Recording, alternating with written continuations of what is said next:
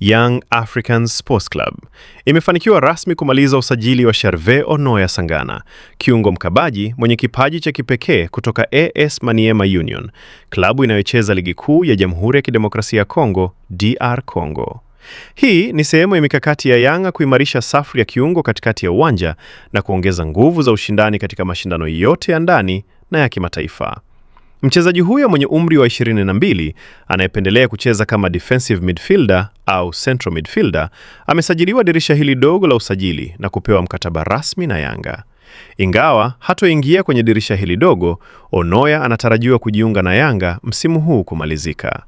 Onoya Sangana anajulikana kwa ubora wake wa kiufundi, nguvu za kimwili na uwezo wa kudhibiti mchezo katikati ya uwanja.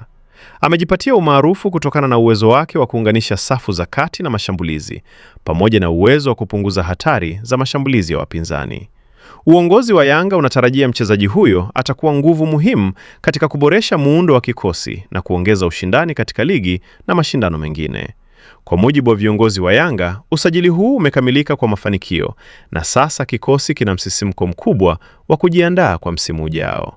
Onoya Sangana ni mchezaji anayesubiri kwa hamu kujiunga kikamilifu na wenzake kwenye maandalizi ya msimu mpya, ambapo atachangia kwa uwezo wake mkubwa wa kiungo na kuongeza nguvu za safu ya kati ya uwanja wa Yanga.